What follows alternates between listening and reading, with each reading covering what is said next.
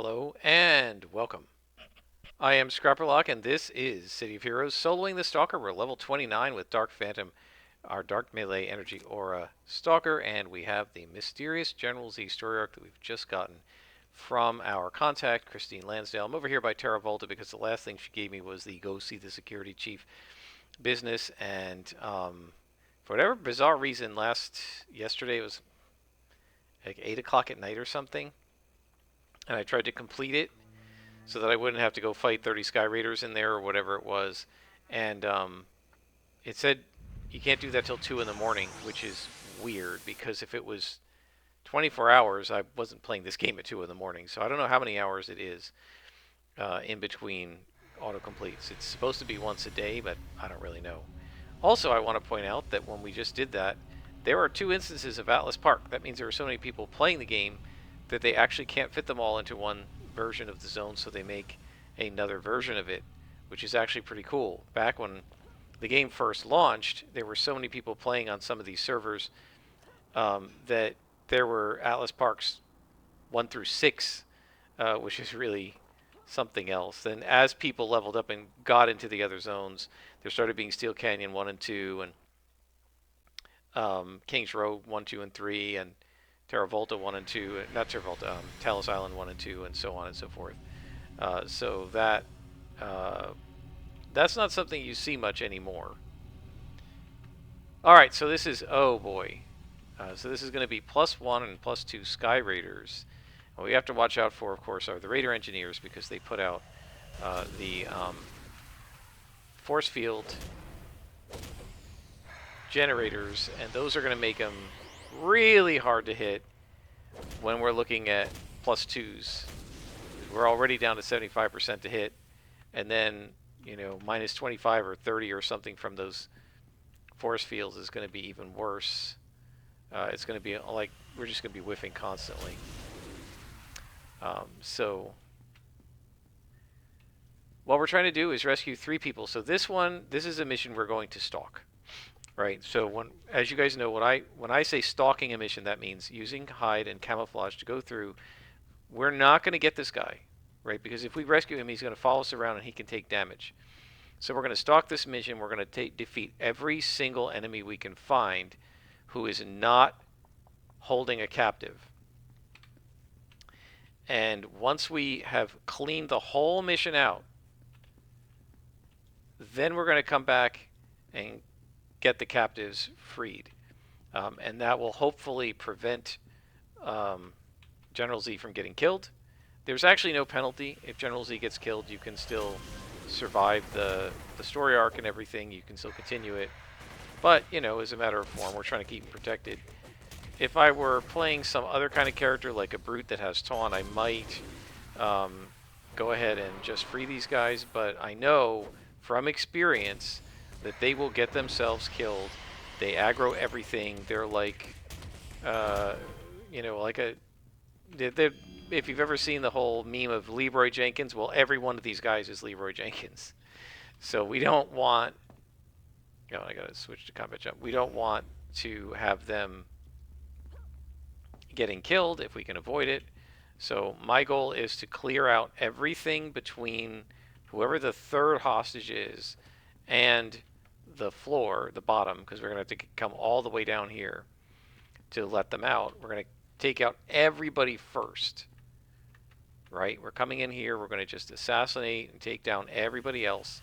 So there can't be any accidental aggros or ads or whatever you want to call it. Whoops, I hit the wrong thing there. I wanted it purple. And the goal is going to be to clean the whole thing out so that when we find actual General Z, he is not getting killed by ads. Now, there will be ambushes, so we're going to have to take hide off and deal with that, and they still might get killed in the ambushes, but I definitely don't want them following me along through all of these battles that I have to fight, right? This guy would have been following me all the way through this, getting himself damaged and damaged and damaged, and his hit points would be going down and down and down. Eventually, he gets taken out. So we definitely don't want that. So we're going to find each hostage. We're going to try our best not to aggro the guys that are keeping the hostages covered. And we're going to go ahead and just smack these guys around and clear the way all the way back to each elevator. It looks like there's a patrol coming, but I'm not really worried. These guys, except for the Raider Engineers, these guys possess absolutely no threat to this character. It's only the Raider Engineers that are a potential issue. Right, the captains and stuff, they do nothing. The wing commanders, they can't really do anything to me. It's just the Raider Engineers, when they put the little defense shields on, it's super annoying more than anything else. Now, it can get you killed if they do it in the middle of, like, if two of them do it in the middle of a boss fight, and now you have 2 or 3 shields out, and you're floored against the boss. Yeah, that can get you killed. But for the most part, it's only the engineers you have to worry about, and honestly, these guys are absolutely no threat at all. As you can see, right? They can't really do anything to me.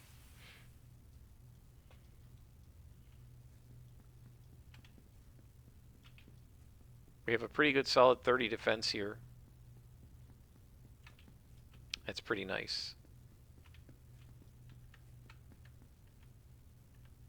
No Raider Engineers here, it looks like, but we're going to check around the corner. Oh, see. Here comes a patrol, and one of them is a Raider Engineer, so this guy goes first. And it looks like that's General Z over there.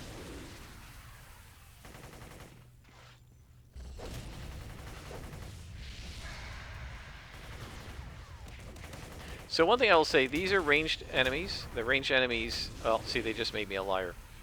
The ranged enemies can be a bit of a problem if you're doing like a lot of meleeing, right? And you want to keep them in melee range to do something like this, right? It can be problematic if they all stand far away from you and they don't actually come close enough for you to do the melee endurance drain, right? I'm gonna let him come back to me. The Sky Raiders are also among the worst cowards. I mean, there are several cowards. The Outcasts and the Trolls are cowards, but the Sky Raiders are maybe the worst cowards. The Wing Commanders always fly away, and the like that, and the teleporters, the porters and stuff, they always fly. They always teleport away and then come back, and then teleport away and then come back, and they're a real pain because it's like they're not actually going to beat you, but they're just making the fight take longer. Okay. So now we need to get back and hide. Let's heal up. And what I want to do now is we have to watch out here because this guy is going to get involved in this fight.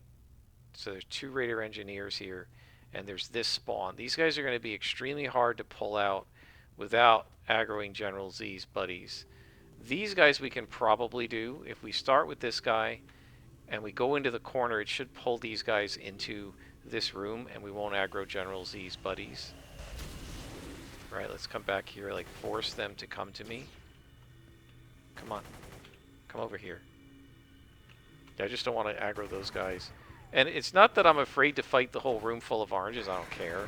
And obviously we can do that, no problem, and you guys have seen that. The real problem is I don't want to aggro General Z's guys because then he will get into it. And I don't want him in the fight. We have to clear the 3rd hostage first.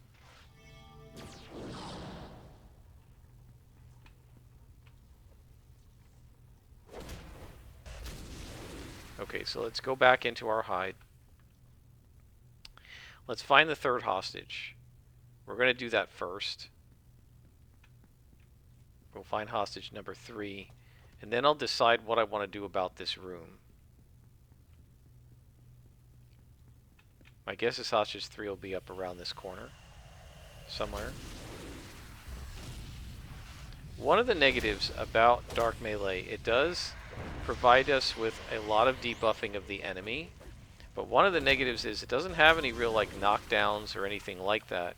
So this may mean that the power here, Disrupt, which is an AoE Disorient, yeah, that and Touch of Fear might have to be up higher on my priority list because those will stop people from running away.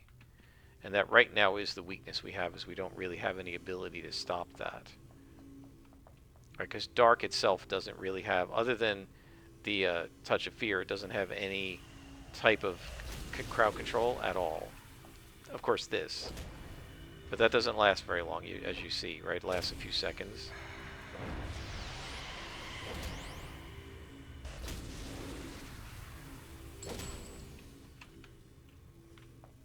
So if we want crowd control, we're going to need that disrupt and possibly touch of fear, just to help stop them from running away. So it's looking like this hostage here. Alright, so here's what I'm going to try to do. This is the sort of thing where if it was a solo computer game where you had save points, I would probably make a save point here and just see if this will work. If it doesn't work, then say screw it. What I want to do is try and pull these guys. And I may have to let him generate his force field and just deal with it. Right, we don't want to aggro those guys. He's going to pull his force field. He just knelt down to do it. We're going to come over in the corner here and force them to come up. Right? And then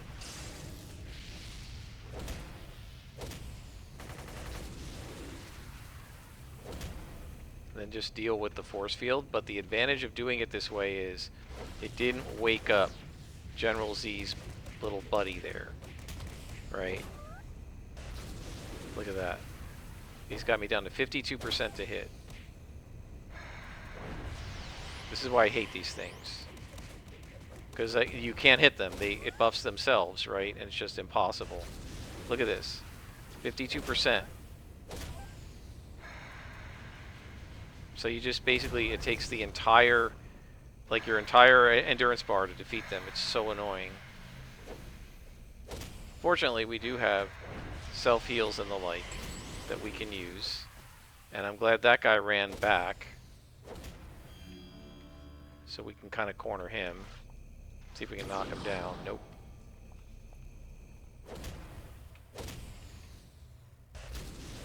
So we're at 75% to hit plus 2s, but 52% or 46% or whatever with the force field. So it's giving them about plus 25%. All right, now we can probably take out this guy. We can probably free this guy because we pretty much set things up now so that we got what we want. So porters are relevant. We'll go ahead and get this guy. Now I don't remember if there's going to be an ambush as soon as we free each hostage. Now, is he going to follow me while I'm in hide? I think he is. But the thing is, I'm not going to be able to assassinate now anyway, because he's going to pull out a gun and start shooting as soon as we see General Z. So I'm going to have to be a scrapper from now on. And I don't remember if it's General Z that triggers the ambushes. I think he is. So the problem is, because they have him in between the other two guys, there isn't any way to free the other guys. Oh no, here are the ambushes. There isn't any way to free the other guys before you free General Z. Come on, why are you not? Oh, I'm targeting the wrong guy. Or I'm next to the wrong guy.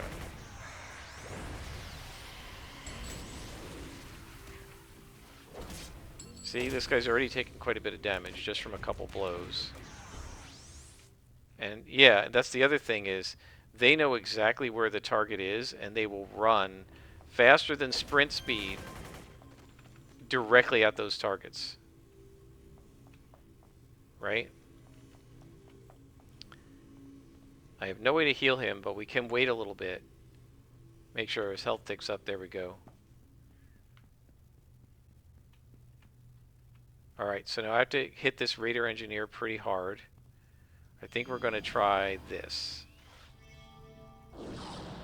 Got him. Okay, so the most important thing is that he should not be pulling that shield. Alright, and now this guy, I need to pound him enough that I generate enough aggro that he doesn't attack the ambassador. Got him. Okay, so now General Z is good. You're going to help me deal with it? I don't think so. But let's head forward So now we have another ambush coming. So we're going to wait by the elevator for the next ambush.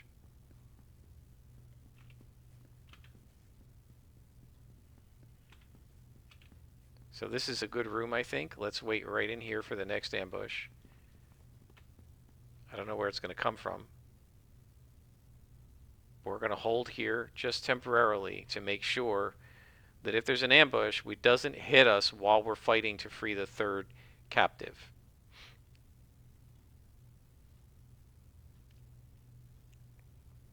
Right. Take the ambassador to the exit, or General Z to the exit would it be trivial if these guys didn't aggro. I missed him, so I couldn't stop it. Oh, I hate these things so much. Wait, let's get rid of that. At least it's yellow. It won't be as hard to get it. Still 55% to hit. And I cannot help General Z until I take that thing out, or I won't hit anybody. Right? Okay. Hit points alright. Let's hold. Want to make sure there isn't going to be another ambush, but we also want his hit points to tick up. He has 757 hit points compared to my 788. So he has almost as many hit points as I have, but he doesn't have anywhere near as good defenses. There it goes. Okay. So he's healed up a little bit. We haven't been attacked again. So now we just go to the final hostage. And he is fortunately pretty close to the door. Right? He's over here, I think. Right? So if we just kind of go on in there, we should have no problem, and then just race for the door.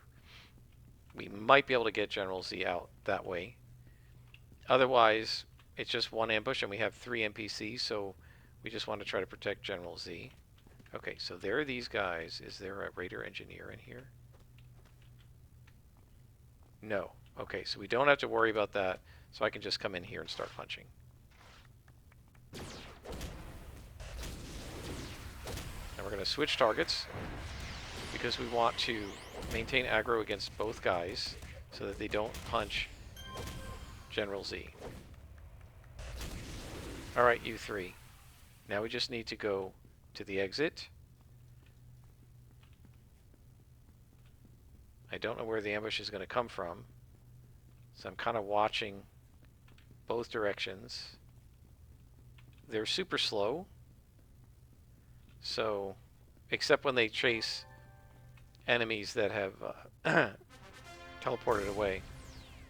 So you see there are 2 Atlas Parks. You can go into either one. You got to be careful, because when you're in a group, you guys step out. If half you go into Atlas Park 2 and half you go into Atlas Park 1, you're not going to see each other, which is pretty funny. And then you got to switch to the other one, which used to be you had to go to the train station. Alright, so we saved General Z. Now we're going to find the stolen evidence. So that is a good, successful General Z mission. I just wanted to make sure that... where are we going? This way. I just wanted to make sure that he didn't die in there, because that's you're supposed to be saving him, right? So, in character...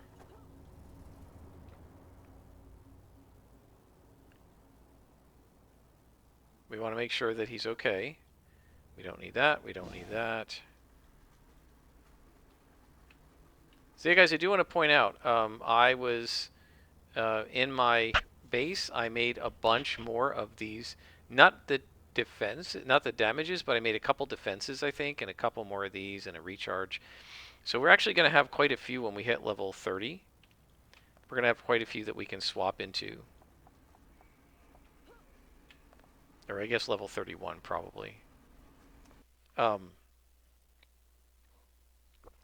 thing I was looking at, in the white salvage, I have almost no masterwork weapons. I have so much white salvage, I have almost no masterwork weapons. And so I think I must use them a lot, because you use them to make the damage, and probably one of the other ones, maybe healing or something. So I may have to buy some of those on the auction house. Which is, you know, it's okay.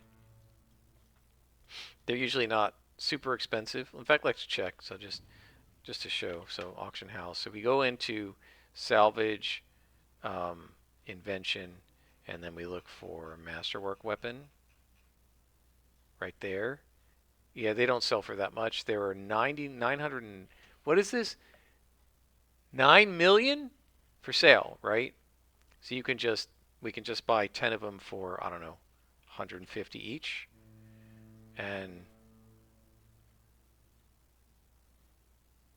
we got enough, right? So we now have enough to make a bunch of um, damage enhancers. I wasn't planning to do it just then, but because I noticed that that was missing from uh, my bait, like it's one of the only salvages. I have nothing in any of the salvage racks. I was like, okay, well, we probably need to get those. So now we have them, right? We have plenty of them. Um, yeah, one of the ones I usually have trouble finding is Rune, but I even had like 6 or 5 of those, but I had no Masterwork weapons left, or one. Um, but yeah, there are so many of them that the white salvage is super easy to come by. How are we doing on recipes? Okay, we have an endurance reduction, so we can now create that. So that's another one, and we have fly. I'll go ahead and make that and just throw it in the base in case my next character can fly. It probably will. One of the things I was thinking of doing after this character, not that we're anywhere near that yet, but I was toying with the idea of, like, should I do another character? And the one person that I watch a little bit of his COH content, he always sings the praises of the Sentinel, and I realized I made a Sentinel up at one point, got her like 20th level, and then kind of stopped. Maybe I should make a Sentinel next. I haven't done that. I've always wanted to do a Peacebringer. I played a human-only Peacebringer to level 35 or something and loved it. I don't like the squid form and the dwarf form. I don't like the other forms, the shape-shifted forms, at all, and I don't like dealing with having to enhance those forms. But I absolutely love the actual Peacebringer effects, and they have their own story arcs and stuff, which are pretty cool. So that's a Chaldean, right?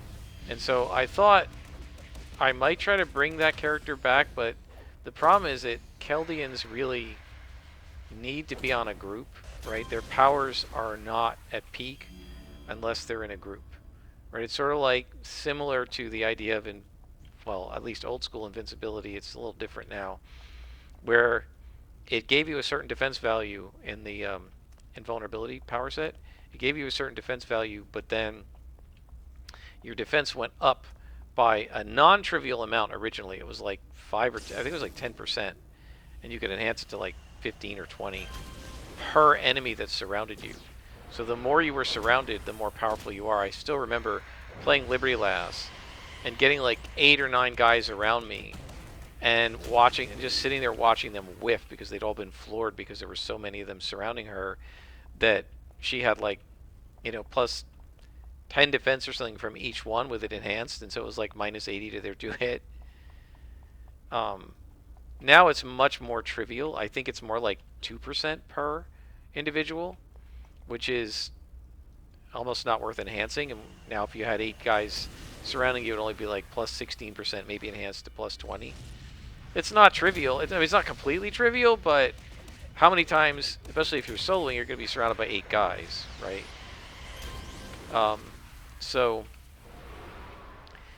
But Peacebringers are the same way. Their defenses and I think their attacks, somebody correct me if I'm wrong, do increase as they get on bigger group sizes.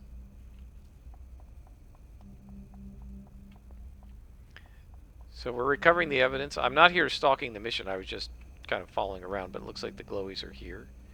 So we'll do this. Then we're going to start punching, but we're going to wait for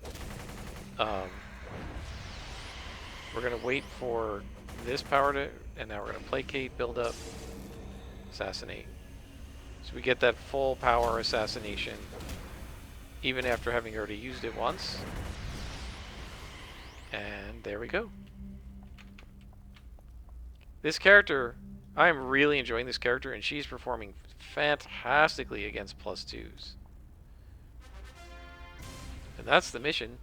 But there were some other guys in here. Let's go get them.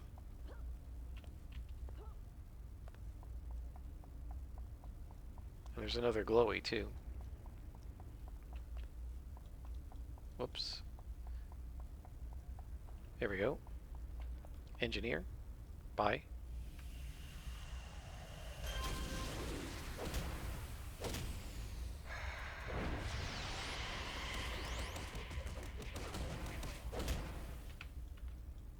So the reason there are so many people, I don't know if I mentioned it, the reason there are so many people on Homecoming today on this server is that today is actual New Year's Day.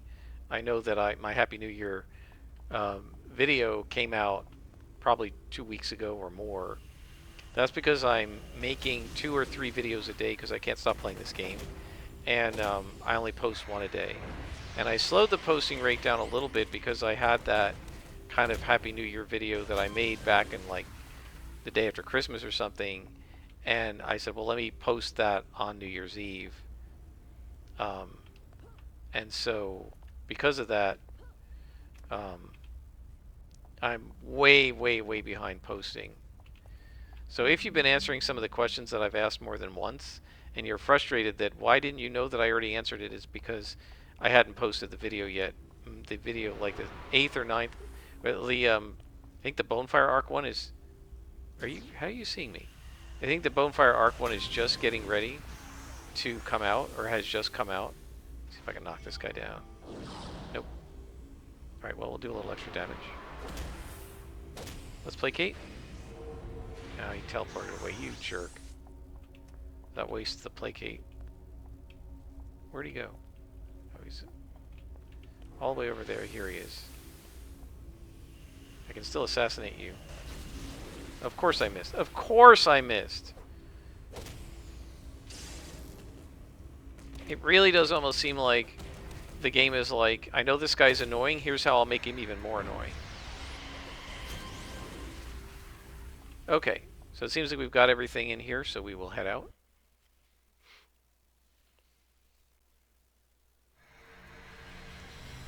And call Christine. And now we're going to check out the next warehouse for more records of the Sky Raiders.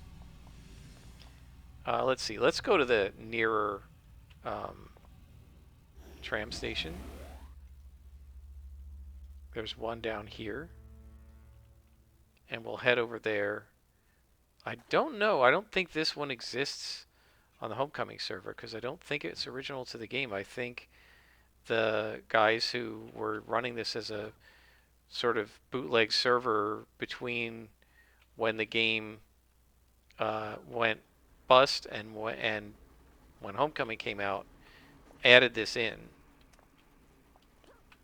Apparently there's some bunch of new cool content in Callisti Wharf too, which it did not exist the last time I was playing on Homecoming. So when we get to level, upper level near 50, we're going to probably go in there and see what that's all about too.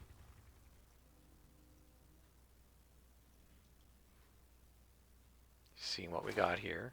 Oh, we have now 357 reward merits, so we're getting there. Remember, we need 1,200 for our ATOs, 600 for each.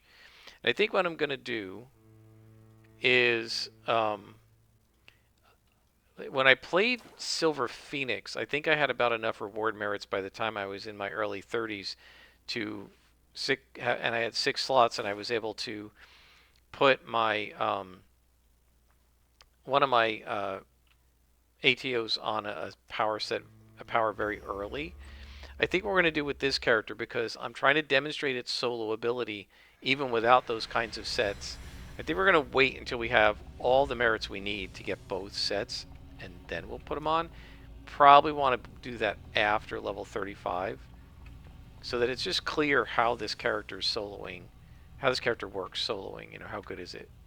Hopefully, it's clear that Stalkers are great at soloing. Somebody said that in one of the comments. Stalkers are pretty much OP, overpowered. I mean, look what I was able to do in General Z, right? A Scrapper couldn't do that. I would not have been able to bypass the guy at the first floor. And he would have probably been defeated and killed by the General Z spawn in that area. I wouldn't have been able to stalk around it. I might have been able to pull one set of spawns, but the other set would have probably gotten involved. It would have been almost impossible to do the way I did because you can't sneak around. And so if you have NPCs to protect, especially ones that take damage, and so one of the negatives as a stalker is you can't generate aggro, so you can't actually pull them off of anybody except by punching things, right? So that's a negative. But the positive is you can stalk the mission, as I call it, right? And you can set everything up so that they don't have to do as many fights.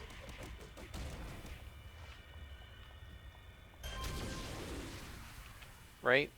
And so that actually is a huge advantage.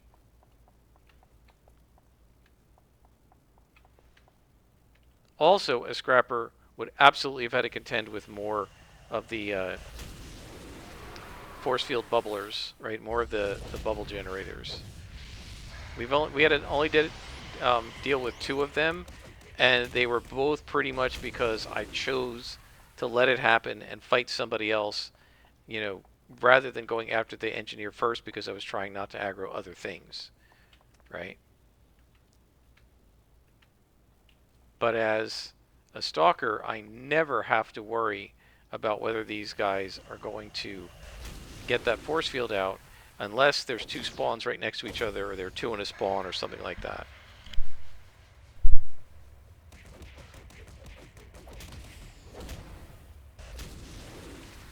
So it's very nice. Yeah, honestly, like, scrappers are my favorite AT, but stalkers are number 2 for me. And I would say they are tied in their soloing ability. Maybe even I'd give a slight edge to the Stalker in the generic case. Just generic missions, Stalker definitely. Any mission where you have to find glowies, Stalker is definitely superior. I think there are specific types of combats where or types of missions where the Scrapper might be better. Hang on, I gotta adjust my headphones there.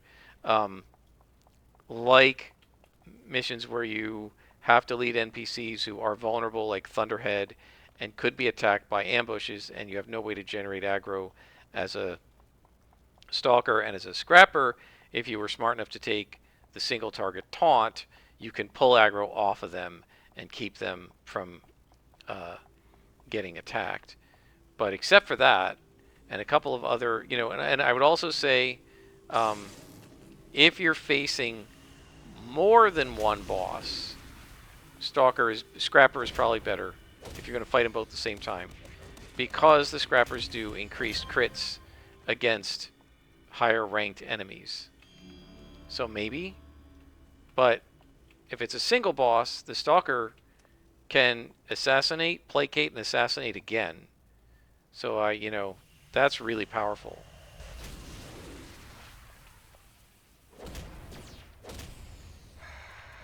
Stalkers do tend to have reduced AoE attacks because usually one or more of the AoE attacks has been replaced by something more stalkery. But they really don't need it because they can one-shot enemies, right? So I would say, as much as Stalkers are my favorite, or Scrappers are my favorite, Stalkers are very close, and I think they're probably, in most cases, better at soloing. I would honestly say the Stalker is the premier soloing class. I put them above the Mastermind. I think that Masterminds, again, in a lot of circumstances, can be better because you have all these pets and they can help you out against weak enemies. But first of all, the pets are made out of tissue paper, even the more powerful ones against things like elite bosses. But the other problem is just it's herding cats, right? Getting the AI to follow your instructions and put them where you want them instead of someplace stupid. I find that so aggravating. I don't have to worry about any of that with a Stalker. The other thing is the Mastermind has no Mez defense. So you're going to have to carry a bunch of break frees, which means you're not going to be able to carry some of this other stuff. And so I think Masterminds are great. I think they're good at soloing, but I would not put them above Stalkers at all. So my feeling is these guys, again, even though Scrappers are my favorite to play, generally, these guys are the premier soloing class. I mean, look at how few shields come out when I'm playing this character. I didn't even aggro these guys. Now I did. And look at that one shot, you know, like that single target shot from the Assassin Strike, even when you're not hidden. And you're not doing it as a quote-unquote backstab. It does so much damage.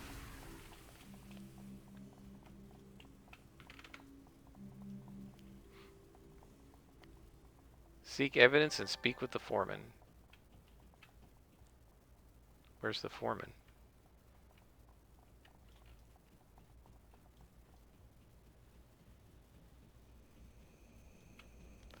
By the way, I don't think it is a coincidence that bosses are often accompanied by raider engineers. The designers knew that that would make it harder.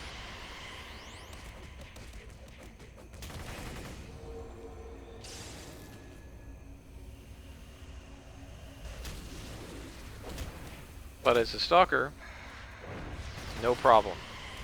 And when we get to Malta, the Malta sappers, what a pain, right? They drain your endurance, and yeah, they probably won't drain my endurance very much because I'm going to assassinate every single one of them. What did I used to say? Again, keeping in mind that my characters are heroes and they're not killing anybody. We're using the word kill to mean take out, defeat, capture, whatever you want to call it. There's an old acronym, KOS, kill on sight, right? And I often say that the Raider Engineers and the Malta Sappers, among others, are KOS. They get killed on sight. Where's the foreman is the question. Did I miss a section of the... No, it doesn't look like it.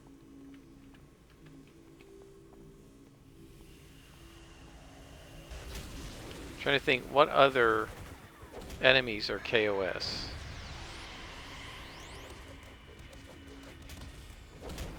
Those ghost demons that are lieutenants from the Circle of Thorns.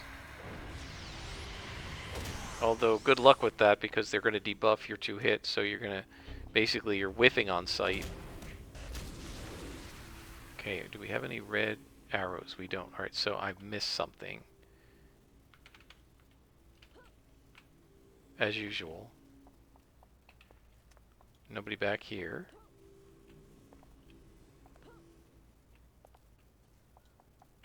So the one major disadvantage actually of the Stalker is you don't aggro anything, right? And so if you walk by an enemy that you don't see, as a Stalker, they will aggro to you potentially. But as a Scrapper, sorry, they will aggro to you. But as a Stalker, if you're hidden, they're not going to aggro. So there's nobody around here. I have had several bugs like this. I wonder if there's increased server load because of the holidays and it's bugging out.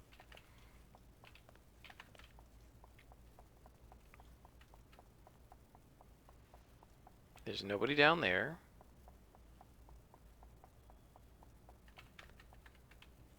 Ah, I didn't go this way. Okay.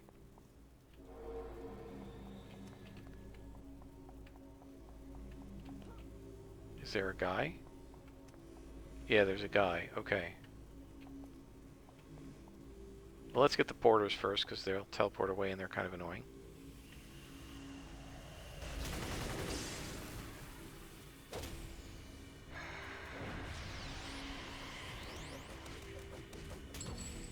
Okay. So we rescue the foreman.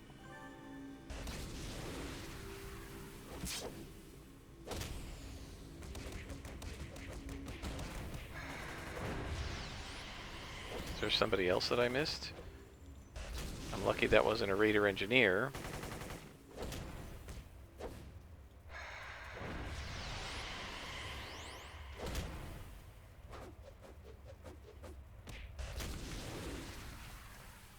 And the glowy, which must be upstairs. We'll wait for Hyde to re-engage because there might be guards up there. And there are. No Raider engineers, though, so that's good.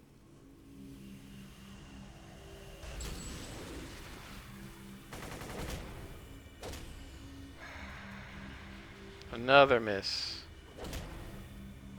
Another miss. And there we go. Okay.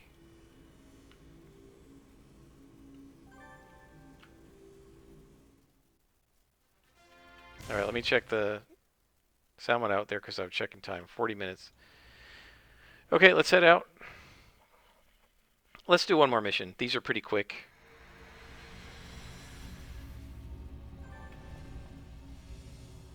So again, guys, I want to point out, not to beat a dead horse, but these are our enhancements. We have no sets. We have a couple of level 30 invention trainers, generic IOs, right, that are just the same as an SO, pretty much, right? The percentage, 34.8, 35. So these are basically equivalent of +1 SO, so they're no different. That's all we've got. And we are easily, and I mean easily, soloing +1 missions with lots of +2 enemies in them. Easily. If it weren't for all the missing, I think we could put this on +2, right? It's just that then with the +3s, man, I would never hit anything, right? We'd be down to like 60% to hit, and you guys see what happens when that happens, right? And then if it's a Sky Raider with a defense bubbler, the little shield generator, the little bubble generators, oh my gosh, it would be 30% to hit, and I wouldn't be able to hit anything, right? And again, there's no real risk of us dying. It really, as you can see, I hardly ever hit the energize. I hardly ever hit the energy drain. Once or twice a mission, maybe. And I don't even touch the inspirations, pretty much, right? So it's not like it would be a huge threat. It's just going to be annoying and also take forever to do fights, right?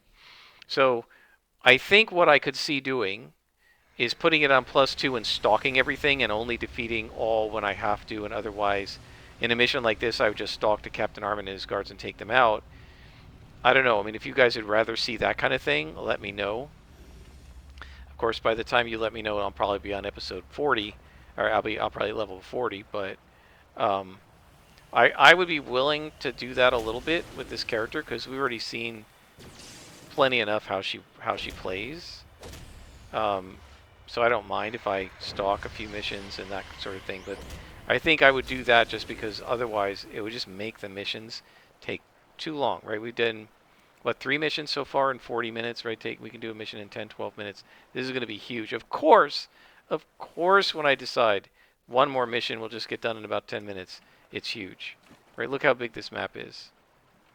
Of course. So maybe we'll stalk the mission anyway. We'll see. Let's do it. We'll just do this for now. Okay, now who can tell me what I did that was stupid there? Because what I just did was actually, I realized after I engaged that this was dumb. Why was it stupid? Pause the video. Tell me why that was the wrong thing to do as a stalker against Sky Raiders. And unpause it when you think you know the answer. Okay, so it's the wrong thing to do because it was 2 guys. Spawns usually have 3 if they're minions. Right? There could have been, and in fact there was, a Raider engineer right around the corner, and it could have aggroed him. And then I would have had to deal with the force field generator. Now again, not the end of the world. I can deal with it, but I should have looked around the corner first. As a stalker, there's no reason other than being in a silly rush. There's no reason not to look around corners and make sure that these are the only guys, right? Look.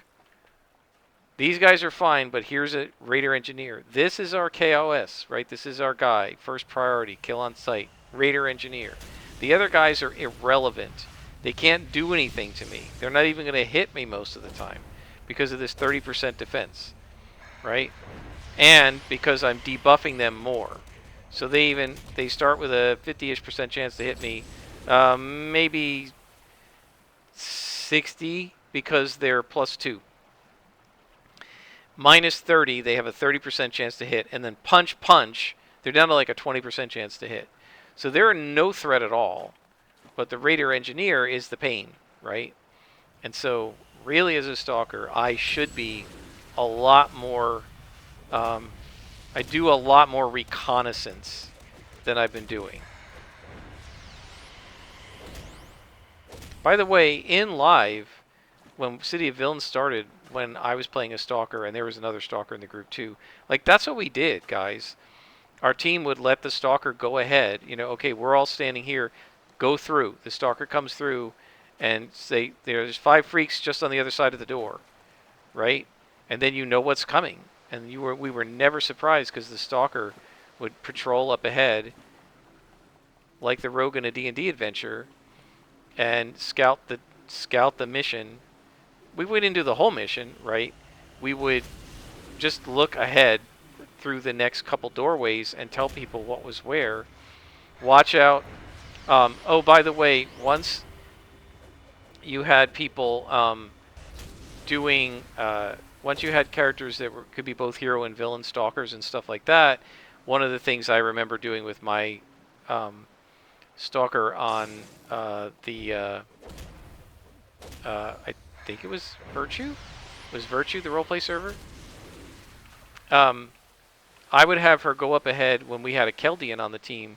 I would go up ahead and scout out and find the Void Seekers and the guys with the guns, quantum guns. And I would stand right there and say there's a Void Seeker here, right?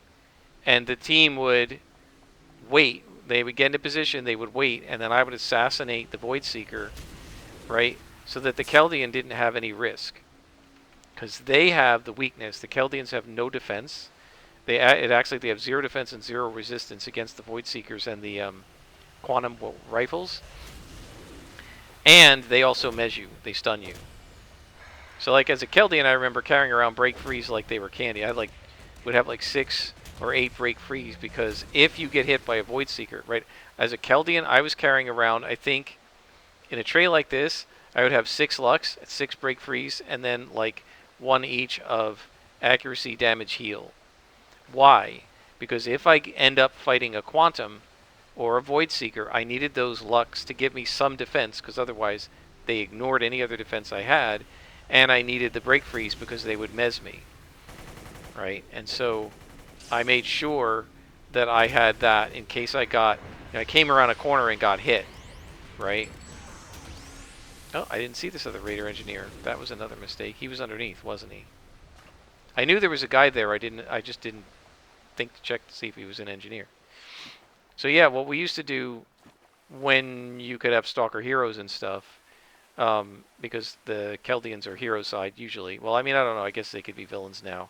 But yeah, I used to stalk the mission ahead, right? I would get ahead of the group, and I would scout out the guys who had the weakness to the Keldian, and then I would make sure that they were eliminated first, right? So if there's a Keldian with you, the kill on sight is not the Raider Engineer, it's the Quantum or the Void Seeker that's in the group, right? Because that's the guy that can take out a Keldian. And I remember actually when I was on the one group, what was it, the Unity? And we did a group that, like, one of the leaders said, hey, who wants to do missions? And so we were doing role-playing and stuff, and there was this Keldian, her name was Starlight Savior, I think. What a cool name. And she had a really cool costume, and the person playing her was pretty new to COH. I don't think he had played it back in the day, right? So he's playing a Keldian, and I don't know if he, like, guys, I would not recommend a Keldian as your starting character in City of Heroes, right? Don't do that, because they are complicated to build, slot, etc., and they're complicated to play compared to something like a Scrapper or a Blaster or a Defender. So I would definitely not recommend it as your first character. And this poor guy was playing this character, and I mean, I know a couple times he asked for help and I went into missions to help him out, and as I was playing Silver Phoenix, and as a Scrapper, what I was doing is I was saying, okay, stay back, let me see where the Quantum is, or the Void Seeker, and that enabled me to find it. I would target it, and then I would just go to town, right? Hit it first, even though normally on my attacks it's smallest, medium, larger, right? When I do that, it's a little different for this character because she's a stalker. Crane kick is usually my third, right? It's usually storm kick, thunder kick, storm kick, crane kick. I was queuing up crane kick and doing it first. Why? Because it does a knockback, and that would, if I didn't I didn't kill off the Void Seeker, at least I could knock it back so that it could not damage her. And when it was just the two of us, we did fine. Then when we were on the team, she kept getting killed because the team was just going in and attacking, and I was trying to, in all of that spam of an 8-man team where there's tons of special effects and everything else, I was trying to find the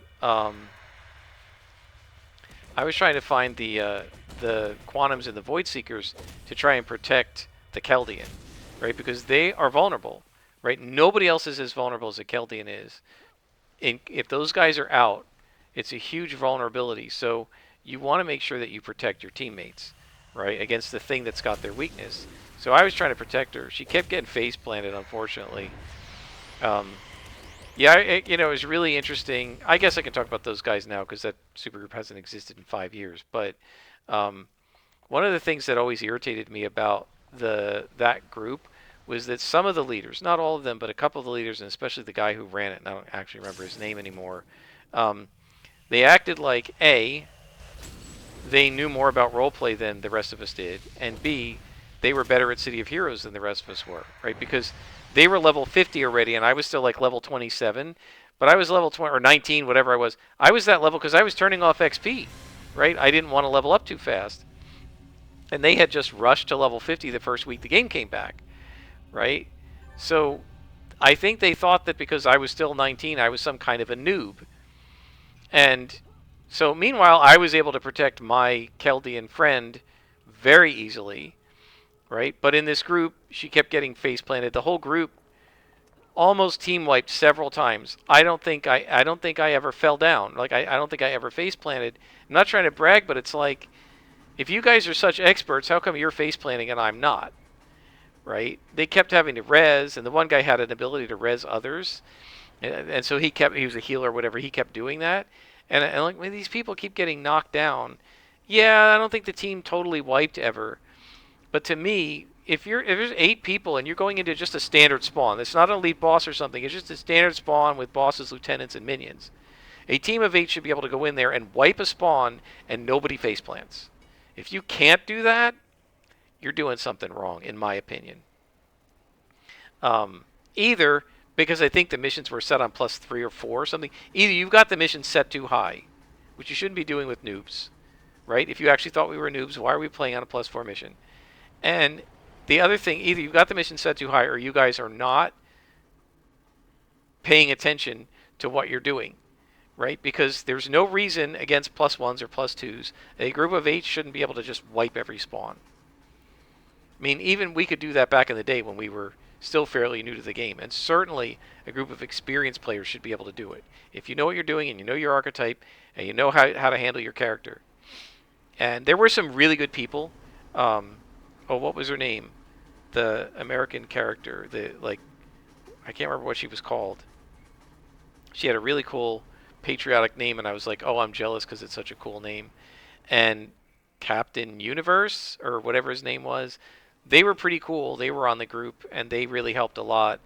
But I don't know. Like, I never did an 8-man team with anybody from that group again because they were just so chaotic. And I don't like the chaos. It's one of the reasons I don't do pickup groups, because pickup groups tend to be, everybody just blows through the mission as fast as possible, just attack and aggro everything as fast as they can, and they have a lot of wipes. I tend to be much more methodical, as you guys have seen. We're almost level 30, and I've only had one face plant, and that was me being stupid, right? If it hadn't been for that, this character would have never face planted yet. And that's because I control my path through the mission. I make mistakes sometimes. I do get into scrapper lock. I'm not perfect, but I try to be careful. And when I'm on teams, I'm always thinking about the rest of the team and being careful. And I guess it comes from, the super groups I came up on when I was when the game was live. My original group with all my friends, nobody wanted a faceplant. We all considered that losing, right? We wanted to win. So it happened. We faceplanted sometimes, but we were really coordinated. And you know, when I get on these teams and these supposedly much more experienced groups of players who've been around for years longer than we were back in '04, and they're much less coordinated, I always kind of think that's kind of funny. I think a lot of it's just overconfidence, and I also think a lot of people get used to playing in smaller groups, to playing solo or 2 or 3, and they don't realize when you have 8, the number of spawns in the area becomes potentially problematic, and you have to pay attention to what you're doing, or you're going to aggro other spawns and get 30 or 40 enemies coming after you with 10 or 12 bosses, and now you have a problem, right? So anyway, that's just my experience with characters like this. I think a Stalker is great on teams. If you let them be a scout and you let them assassinate the boss or the Void Hunter or whatever, they can be, or the Sapper, right? Get a Stalker on a level 40 plus team against Malta. You'll never have to deal with those Sappers. But you've got to give the Stalker time to jump into the spawn, while hidden, and assassinate and start the combat. If you don't do that, then you're going to get the Sapper hitting you. So I remember my group in City of Villains, they were really good at, they knew my timing, and just as I hit, the Dominator would throw out the AoE control. Like literally, she had it held ready to go, and she would see me do the pullback of the Assassin Strike, and she had it timed so that just as I was thrusting forward and doing that, she would throw out the controls so that, because what happens as a Stalker, if you assassinate somebody on an 8-man team, and you've got 16 or 20 spawns right there, mobs, they will all turn and focus on you, and you can get face planted because they'll all hit you immediately, right? So the way to solve that is you need the other characters to, just as you do that hit, they need to throw out their control or whatever else to start helping. And you got to time it right, but if you do, 0 risk, and you can go through spawn after spawn after spawn without everybody face planting. So anyway, those are my memories of playing on a team as a Stalker. It was a lot of fun. Until next time, guys, I am Scrapperlock, and this has been Soloing the Stalker on City of Heroes.